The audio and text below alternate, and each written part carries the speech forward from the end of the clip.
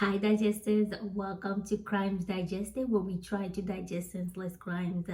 Today's story is about the Snapchat killer. As someone who is not very savvy about technology, I was very shocked to realize that people can track you on Snapchat map.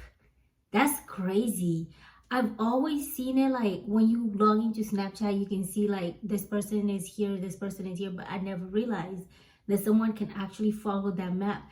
Like it never registered in my head that someone can think of doing something like this. So let me tell you a little about Carrie Allen. Carrie Allen is 43-year-old. She has a teenager, and anyone who knows her, she's one of those people that makes other moms feel like, wow, I don't know if I was meant to be a mom, because she's that person, she's that mom. Anyone that knows her describe her as just a mom. Like, she loves her kid to the point where it's, I don't know, it's almost contagious. When you're around her and you see the way that she loves her kid, the only way you can describe her is she's a mom. Like, she's a mom. And her previous husband, they seem to have a pretty respectable co-parenting. They don't seem to have any bad blood between them. But she recently started dating again, and she's exploring her options, and she started dating this one guy, but things didn't work out. So she decided to go on a date. And that was the last time anyone saw Carrie. And I know what you're thinking. The date dated, okay? He is the last person to see her, so he must have something to do with her disappearance. But no, he didn't. Because police started investigating her disappearance once she was called in. Like, they're looking for her. It's a missing person case, so they're looking for her to still be alive, because there is no reason to believe that she's not, until they started checking her phone, and she had these interesting messages. So in late October, she and the guy that she was dating before broke up, and his name is Aldrich Scott. She had these messages coming to her from him that were very threatening. He was very aggressive with her, which is very interesting because, I mean, they broke up from all intents and purposes, from everybody else around them. Everyone just assumed that they broke up. So why is he still sending her these messages that seem very threatening in nature?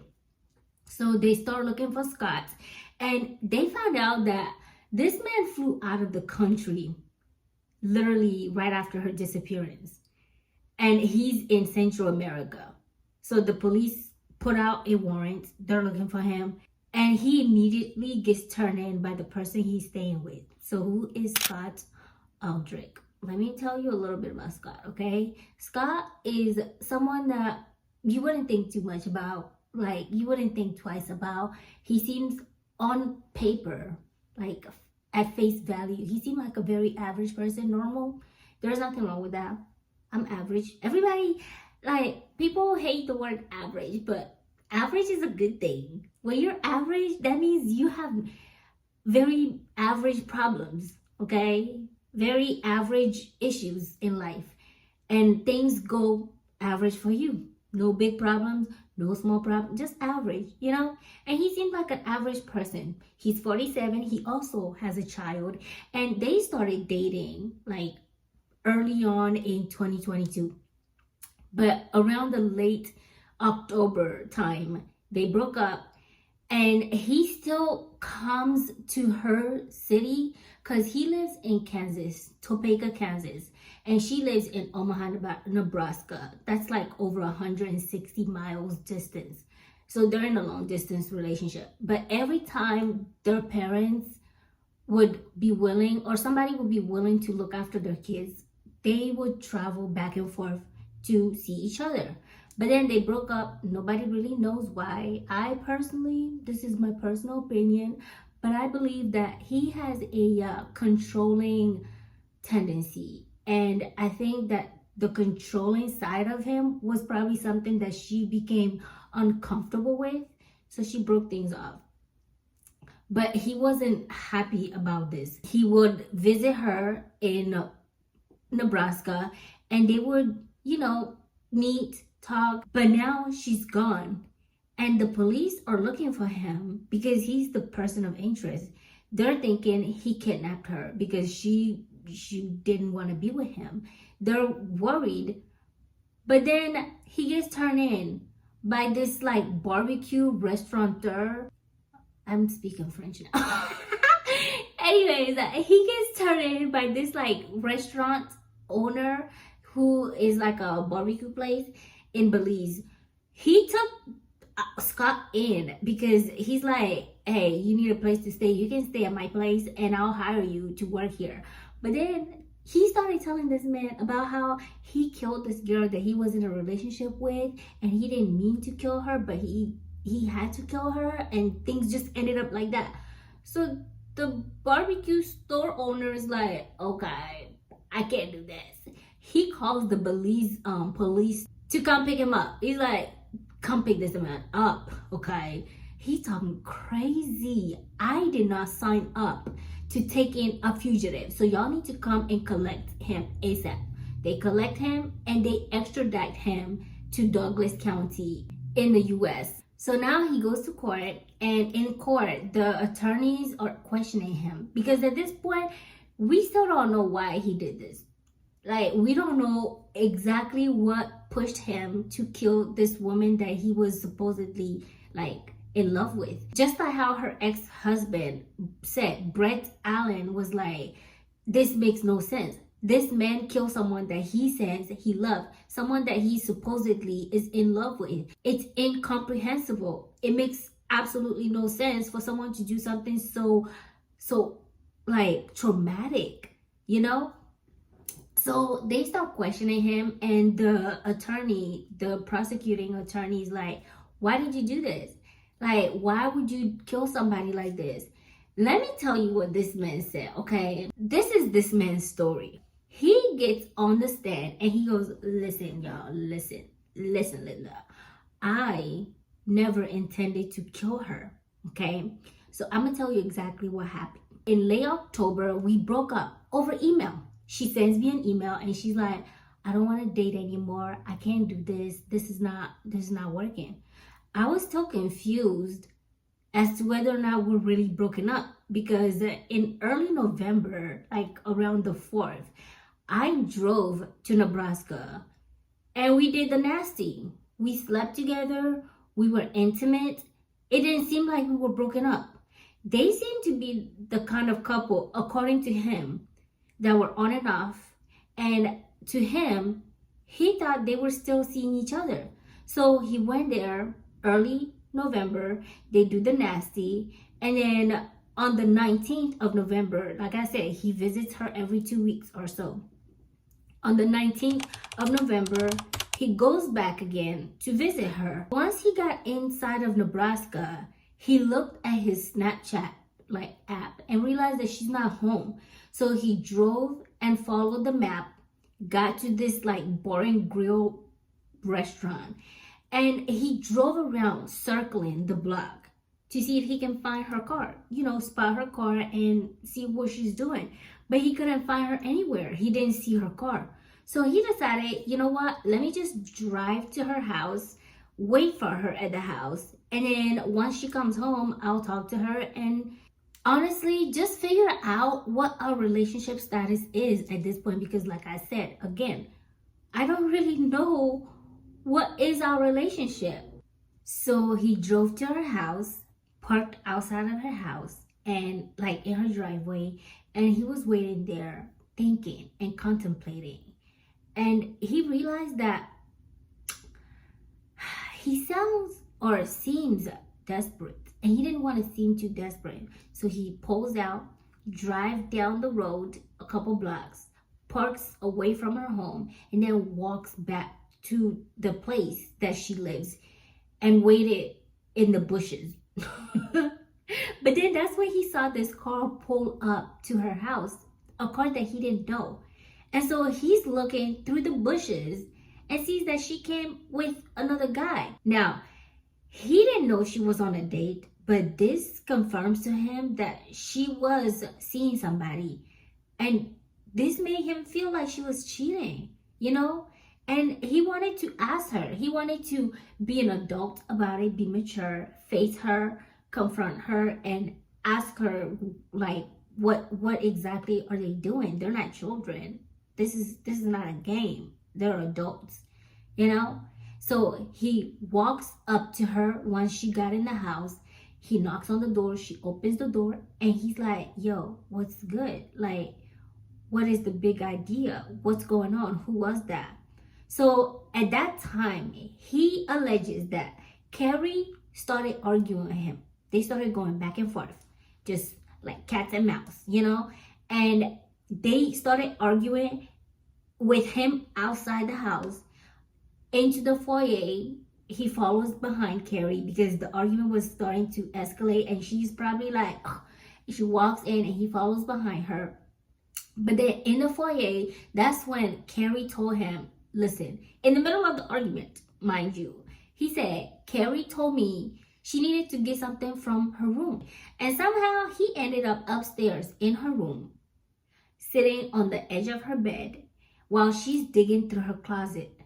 And then she turns around with a gun pointed at him, and she tells him, you are not going to hurt me. I'm going to hurt you. And so he panicked. He got scared. He's like, whoa, what are you doing? Are you crazy? He tried to take the gun from her. She starts struggling. They're tumbling. And he rushed her. Yes, he rushed her. He knows he did. But that's when the gun went off and she shot herself. He never intended for her to get hurt. He loved her. He would never want anything to happen to her. But she shot herself. And then she walked out of the bedroom, sat on the stairs, and that's when she falls backward and died. But he got nervous. I mean, what would this look like when he calls the police or anybody and lets them know this happened? No one would probably believe him. So he runs out of there with her body in a trash bag, okay? He runs out of there, drives over 160 miles back to Kansas from Nebraska, because she lives in Nebraska, remember? He drives back to Kansas, Topeka, Kansas, buries her in this like abandoned farmhouse in a shallow grave, and then he books a flight into Central America. But before he could book a flight, he started Googling, like, where are police in Belize? How to get fake documentation, like immigration documents. How to like avoid law enforcement. So the attorney is looking at him, like the prosecuting side is looking at him like, okay, first of all, that's not what we believe happened. So this is what they believe happened, okay? They believe that he drove to the restaurant, saw Carrie in the restaurant on a date, and realized that he's losing control of her. This is a basic case of domestic abuse. He wanted control. He can't have control. And he thought, if I can't have you, no one else can have you. So he drives back to her house, sneaks into her home through her garage, and waits for her in the house. Now, the question is, for hours, he waited for her to come back from her date. You would think that within those minutes, hours, every second ticking by, he would think, maybe this is not a good idea. Maybe what I'm about to do, I should probably rethink this. But no, he stays there ruminating and planning until she comes, because everybody testified that they never knew that Carrie had a gun. He himself testified he never knew she had a gun. So how is it that she had this gun in the house and was able to like take the gun out, try to shoot this man? And after she dies, he takes her back to Kansas, buries her, and runs off. The fact that he still doesn't have the gun doesn't help much, because when they ask what the gun is, this man goes, well, I picked up the shell casings and I ran to Kansas, but then I realized that I probably shouldn't have this gun with me. So I threw it down the second floor in the like the airport when I was trying to fly out. Huh? What do you mean? So yeah, no, that doesn't make any sense. And now the attorneys are saying we can't believe anything you say because first of all, you have made it clear that you cannot be trusted. Okay, you made it clear that we can't believe anything that comes out of your mouth because you already lied to us. Scott gets put on the stand during like witness testimonies and stuff like that, and the prosecuting attorney, his name was Klein. Klein's asking him like, why did you not call the police? Because it makes no sense. If you were so concerned about her, right? And you say you loved her so much, like this whole trial, you just keep telling us you love her. Why didn't you? They keep questioning him about why he didn't call the police, like why he felt the need to hide her. And he said, look, I just wanted to keep jeeping around because I was scared. I was scared for my life. So apparently, Scott had a friend in Colombia and he contacted said friend and told the friend that he needed a hideout, like a place to hide. So they asked him, why did he need to hide? And he goes, because I was scared. I wanted to run away. And he's like, okay, why were you trying to run away if you didn't do anything bad? You do know you did something bad. That's why you want to run away, right? He goes, no, I was just scared, sir. And everybody is like, okay, this guy is suspicious, okay? Even the jurors were starting to side-eye him a little bit, you know? But then this is what, like, was the nail in the whatever, right? Once the jurors were presented with text messages, they knew that, like, this man, without a shadow of a doubt, was responsible for her death. Because in the text messages, he was threatening her. And the night that she disappeared, he asked her where she was. And she tells him that she was out with a friend. While he was in her house, according to like text messages, while he was in the house, he messages her back and goes, this is the first time I caught you in a lie. Basically implying that he knows that she's lying. She's not on a date with just a friend. And that's kind of scary. Like, can you imagine being on a date and your ex being like, where you at? And you're like, I'm out. And they're like, you lying to me. I'd be like, sir, what? First of all, what's in your business where I'm at? Secondly, what? What do you mean I'm lying to you? But anyways, so not only that, they used his like the OnStar on his car to track his whereabouts, his like recent travel routes, and they found out that he was at the site where her body was found for like an hour after her death. So police are like, okay, it's very obvious that he had a hand in her death. And even the judge was not happy about him. The judge was like, it's very clear that you did not take the breakup very well. You were not happy about this breakup. And that's why we are in this place right now. Who could question the fact that this man had a hand in his wife's, like, not wife, but his ex-girlfriend's death? In March of 2024, he's found guilty. And then in May of 2024, he is sentenced to life imprisonment. But the judge, the judge had an interesting sense of humor. Like, okay, it's not funny, but I think it's kind of funny. But she added 45 to 60 years onto that life sentence for tampering with the physical evidence, like her body, moving her body around and all of that stuff, plus for like committing a felony with a weapon. So I'm like, well, if he murders somebody, obviously there has to be a weapon, whether it be hand or whatever. But yeah, the judge was like, we're gonna add an extra 45 to 60 just in case you might have a heart attack and presume dead, and then wake up and be like, I served my life sentence or something. So we're just gonna add another 45 to 60 just to be safe. Whoops. Just to be safe. So he gets charged, and the best friend, like Carrie's best friend, she made a statement and she was like, Carrie is one of the most loving people you will ever meet. She is my best friend. We've known each other for 18 years. We did everything together. And then once we had kids, our kids became like really close. And we just have been so tight since then. But now she's gone. And everything I see, everywhere I go, remind me of her. I can't go a day within these last year and a half since her passing, her disappearance. I can't go a day without thinking of her. And more than anything else, I remember just how much of an extraordinary mom she is. Like, this woman is a mother, okay? She is a mother.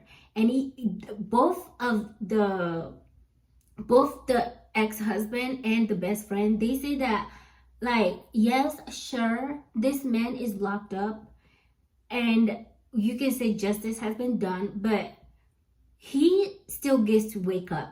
He can still do stuff, even though he's not where he wants to be, or he's not able to do the things that he wants to do. He still gets to wake up. But Carrie can't do that anymore. And you could say he's in prison, so that's a life for life, but not really. It's not. So that's the case of the Snapchat killer. If you guys are on Snapchat, I would say go delete your account. I don't know. Or don't cheat on your partner. Or just have good discernment and don't be with crazy people. Cause oh my goodness, scary people out there. I did another story about a scorned woman. And this is like on par with this story, okay? Humans in general, when someone is a narcissist or someone is like obsessive or possessive, no matter what you do, they're gonna find a way to make your life miserable. I just don't get it. Like, if someone doesn't want you, wouldn't you prefer to know they don't want you and like walk away than be around knowing they don't want you? At the end of the day, wouldn't you prefer to be with someone that actually is invested in the relationship and wants you as well? I don't know, y'all. Leave in a comment what your thoughts were on this story, because I don't know. I feel like it's oof. Be careful out there, okay? That's all I gotta say. If you are in a controlling relationship, I would say probably, you know what? I'm not gonna say anything because police don't do anything until it's too late anyways. So just be careful. Be careful. If you want to break up with someone that is controlling and obsessive, maybe just leave the country and don't let them know where you live. Anyways, again, like every single story, every single case that I talk about, the people left behind are the ones that are really gonna hurt, because she has left her child behind. She has left all these people that have been impacted in her life behind, and that's sad. So I wish there was a way to get rid of all of these killings, but then I wouldn't have any cases to talk about, and it wouldn't really be human, right? Because humans are just wired for whatever reason to want to hurt each other, and I don't get it. I really don't get it. But that's it for today's story. I will see you in the next one. I hope you enjoyed it. Take care, stay out of trouble, and don't hurt anybody, okay? And I'll see you in the next one. Until then, bye. Mwah.